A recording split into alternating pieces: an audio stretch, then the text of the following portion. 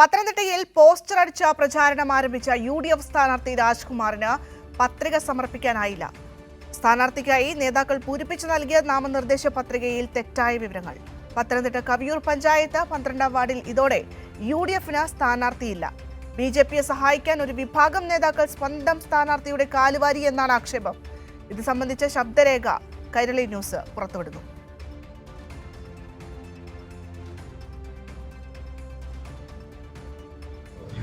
ആ ഫോമും കൊണ്ട് ഞാൻ മറ്റേ അനിയെ കാണാനായിട്ട് പോയി. അപ്പം അനിയുടെ ചെന്ന് കഴിഞ്ഞപ്പം എനിക്ക് വോട്ടേഴ്സ് ലിസ്റ്റിൽ തന്ന് ദിനേശിൻ്റെ അടുക്കൽ ചെന്ന് ഇത് പൂരിപ്പിക്കാനായിട്ട് പറഞ്ഞു. ഞാൻ ഞാലിക്കണ്ടത്തിൽ മറ്റേ ശിവയുടെ ക്ലിനിക്കിൽ ചെന്ന് അവിടെ വെച്ചാണ് ഈ സംഭവം പൂരിപ്പിച്ച് കഴിഞ്ഞ് ഈ സാധനം ഞാൻ വൈകുന്നേരം ചെന്ന് വാങ്ങിച്ചു. ആ കൂട്ടത്തിൽ തന്നെ മറ്റേ പഞ്ചായത്തിൽ അടയ്ക്കാനുള്ള പൈസ അടച്ച് അതിൻ്റെ റെസിപ്റ്റും വാങ്ങിച്ച് റെസിപ്റ്റും കൂടെ ചെന്നതെല്ലാം ഫില്ല് ചെയ്ത് ഇത് ആ പഴയ വോട്ടേഴ്സ് ലിസ്റ്റ് എൻ്റെ കയ്യിലുണ്ടായിരുന്ന അതിൻ്റെ കോപ്പി എടുത്ത് അത് അറ്റസ്റ്റൻ ചെയ്താണ് കൊണ്ടുപോയത്. പക്ഷേ അവിടെ ചെന്ന് ഇന്നത്തെ ദിവസം ചെന്ന് കഴിഞ്ഞപ്പം ഈ സംഗതി എല്ലാം തെറ്റാണ് ഇതിനകത്ത് എഴുതിയിരിക്കുന്നത്. കാര്യം എന്താണെന്ന് വെച്ച് കഴിഞ്ഞാൽ ക്രമനമ്പര കാര്യങ്ങളെല്ലാം തെറ്റാണ്. പിന്നെ അത് പുതിയ വോട്ടേഴ്സ് ലിസ്റ്റ് വാങ്ങിച്ച് അതിൻ്റെ അകത്ത് തിരുത്തി വേറെ ഫോം വാങ്ങിച്ച് ഞാൻ എഴുതി വേറൊരാളെ കൊണ്ട് ഇത് സൈൻ വാങ്ങിച്ച് ആണ് ഞാൻ ചെന്ന് കഴിഞ്ഞപ്പോൾ ബാക്കി കാര്യങ്ങൾ ചെയ്യാനായിട്ട് എൻ്റെ കൂടെ സപ്പോർട്ടിന് പോലും ഒരാളും ഇല്ലായിരുന്നു. ബിനു ഇവർ ഞാൻ 12 മണി കഴിഞ്ഞ് വിളിക്കുമ്പം ഇവർ ഞാലിക്കണ്ടത്തിൽ വന്നിച്ചാണ് അവിടുന്ന് ബിനുവും ഞാനും കൂടാണ് പഞ്ചായത്തിലോട്ട് പോയത്. പഞ്ചായത്തിൽ ചെന്ന് ബിനു മേളോട്ട് കയറി വന്നില്ല. ഞാൻ ബിനു ഇറങ്ങി അങ്ങ് പോയി. ബിനു വന്നേ ഇല്ല.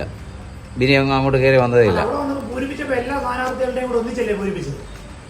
അവിടെ വന്നപ്പോൾ ഞാലിക്കണ്ടത്തിൽ വന്നപ്പോൾ എല്ലാ സ്ഥാനാർത്ഥികളും ഒന്നിച്ചാണ് പൂരിപ്പിച്ചത്. പുതിയ വോട്ടർ പട്ടിക മനി എന്നത് പുതിയ വോട്ടർ പട്ടിക എന്ന് പറഞ്ഞാൽ വന്നത്. ആ സാധനം കൊണ്ടാണ് ഞാനവിടെ ചെല്ലുന്നത്. പക്ഷേ ഇത് പഴയതും പുതിയതായിട്ട് വ്യത്യാസങ്ങളുണ്ട്. അതറിയത്തില്ല. പഴയത് നോക്കിയാണ് പൂരിപ്പിച്ചതെന്നുള്ളത് അറിയത്തില്ല. ഇപ്പം പുതിയ നമ്പർ തെറ്റായിരുന്നു. പുതിയ വോട്ടർ പട്ടികയുടെ നമ്പർ എന്ന് പറയുന്ന വ്യത്യാസമുണ്ട്. അത് മറ്റേ പഴയ വൈസ് പ്രസിഡന്റ് ദിനേശ്. സ്ഥാനാർത്ഥികളെ ഞങ്ങൾ 3-4 പേരവിടെ ഉണ്ടായിരുന്നു.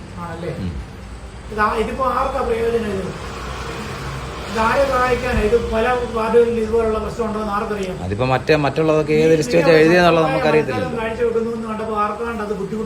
അതായിരിക്കാം. എന്തായാലും കൊള്ളാം. ഇന്നത്തെ ദിവസം ആ സമയത്താണ് കിടന്ന് ഓടേണ്ടി വന്നത്.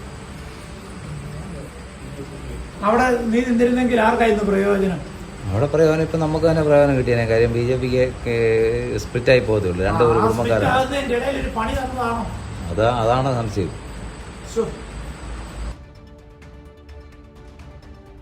സുജുട്ടി ബാബുവിന്റെ വാർത്തയുടെ വിശദാംശങ്ങളുമായി. സുജു, ആ സ്ഥാനാർത്ഥിയായിരുന്ന രാജ്കുമാറിന്റെ ശബ്ദ സന്ദേശമാണ് നമ്മളിപ്പോൾ പുറത്തുവിട്ടത്. എന്തായാലും അദ്ദേഹം പറയുന്നുണ്ട് ഇതിൽ ഒരു കാലുവാരൽ സംശയിക്കുന്നുണ്ട് എന്ന് അദ്ദേഹം പറഞ്ഞു വെക്കുന്നുണ്ട്.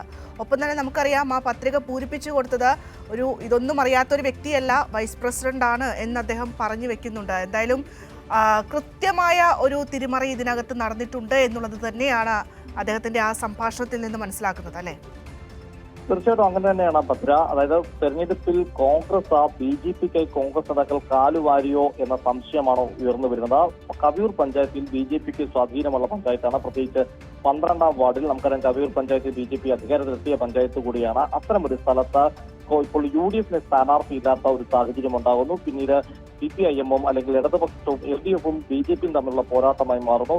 ഇവിടെ UDFന് സ്ഥാനാർത്ഥി ഇല്ലാതാകുമ്പോൾ അത് BJPക്ക് മേൽക്കൈ ലഭിക്കുമെന്ന സംശയമാണ് ഈ സ്ഥാനാർത്ഥി ഉൾപ്പെടെ പങ്കുവെക്കുന്ന രാജ്കുമാർ. അങ്ങനെയെങ്കിൽ ഇത്തരത്തിലൊരു കാലുവാരൽ നടത്തിന്റെ ഭാഗമാണോ? കാരണം കഴിഞ്ഞ തവണത്തെ വോട്ടേഴ്സ് ലിസ്റ്റ് ഉപയോഗിച്ചുകൊണ്ടാണ് പത്രിക സമർപ്പണത്തിൽ ഫോമുകൾ പൂരിപ്പിച്ചിരിക്കുന്നത്.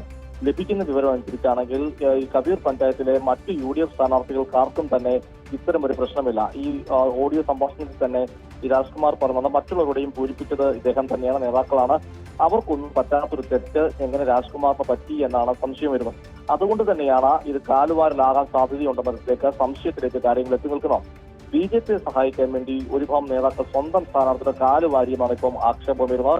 നമുക്കറിയാം പത്തനംതിട്ട ജില്ലയിൽ വലിയ തരത്തിൽ കോൺഗ്രസിനുള്ളിൽ പൊട്ടിത്തെറി നടക്കുമ്പോഴാണ് UDFിൽ മറ്റൊരു വിഷയമായി ചർച്ച ചെയ്യപ്പെടുന്നത്. സംസ്ഥാനത്ത് തന്നെ പലപ്പോഴും ആരോപണം ഉയരാണ്ട് തദ്ദേശ തെരഞ്ഞെടുപ്പിലും നിയമസഭാ ലോക്സഭാ തെരഞ്ഞെടുപ്പിലൊക്കെ തന്നെ കോൺഗ്രസ് BJP കൂട്ടുകെട്ടിനെ പറ്റി ഇവിടെ കവിയൂർ പഞ്ചായത്തിൽ ഓരോ വാർഡിലെയും നിർണായകമാണ്. കാരണം BJP അധികാരത്തിൽ എത്തിയിട്ടുള്ള പഞ്ചായത്ത് കൊണ്ട് തന്നെയാണ് അത്തരമൊരു സ്ഥലത്താണ് ഈ കോൺഗ്രസ് സ്ഥാനാർത്ഥിയുടെ കാലുവാരിക്കൊണ്ട് കോൺഗ്രസ് പ്രവർത്തകരുടെ കാലുവാരി BJPയെ സഹായിക്കുന്ന തരത്തിലെ കാര്യങ്ങൾ മുമ്പോട്ട് പോയത്.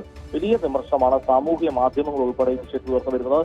BJPക്കാർക്ക് വേണ്ടി കോൺഗ്രസ് പണിയെടുക്കുന്നു അല്ലെങ്കിൽ കോൺഗ്രസ്സുകാർ പ്രവർത്തിക്കുന്ന തരത്തിലുള്ള ആക്ഷേപവും അല്ലെങ്കിൽ പരിഹാസവും സജീവവുമാണ്.